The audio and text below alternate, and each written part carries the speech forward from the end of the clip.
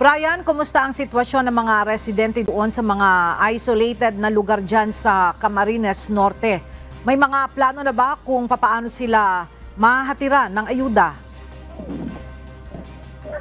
Yes, Ella, kanina kausap natin ang chief ng PDRRMC dito sa Cam Norte at sinisikap na nga nila Ella na marating ang ilang mga barangay dito sa Camarines Norte na hanggang ngayon ay isolated pa rin dahil nga sa taas ng tubig baha, bunsod na ng malakas na pag-ulan na dala nitong Bagyong Christine dito sa probinsya ng Cam Norte. Bagamat tumigil na ang pag-ulan sa probinsya ng Camarines Norte dala ng Bagyong Christine, hanggang ngayon ay isolated pa rin ang ilang mga lugar sa Camarines Norte dahil mataas pa rin ang tubig baha. Ilan sa mga lugar dito, Ella, ay mga coastal barangay sa bayan ng Mercedes, gaya ng barangay Hamuraon, Tarum, Kulase at Lalawigan. Dito naman sa bayan ng Bingson ay hindi pa rin nakarating ng mga otoridad ang barangay Mangkayo, Ginakutan, Muayhay at Mabilihan. Kaya naman ang ilang mga residente dito ay humihingi na ng tulong, Ella, dahil simula pa kahapon ay ang ilan sa kanila ay hindi pa kumakain.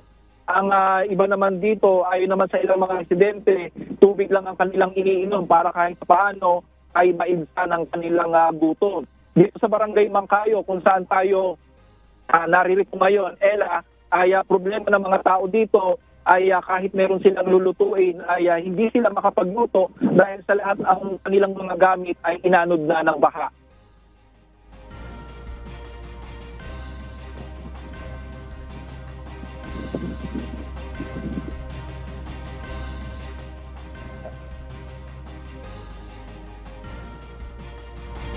Kwento naman ng ilang mga residente rito, Ella, sa barangay Mangkayo kung paano sila nakaligtas sa dumaan na bagyo.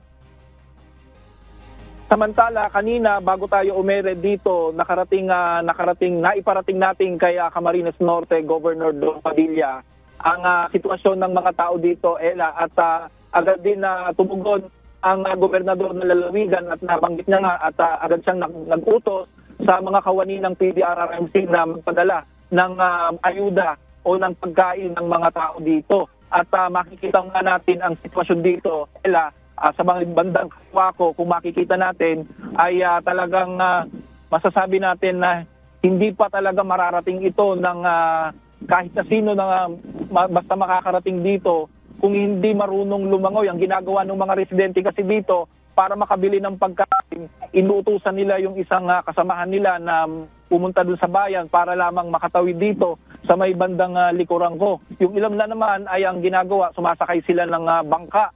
Kaya lang sa ngayon, malakas ang hangin dito, kaya ang ginagawa ng mga tao ay nagpipilit na lang na languyin ito mula dun sa may kalsada, papasok dito sa barangay Mangkayo. Halos nasa 500 meters din kasi yung layo nito. At dito naman sa may bandang kanan ko, makikita nyo, Ella, ay ayan, may mga lubog pa rin tayong mga kabahayan dito na hanggang sa ngayon ang mga residente ay talagang humihingi na ng tulong at ayuda mula sa lokal na pamahalaan.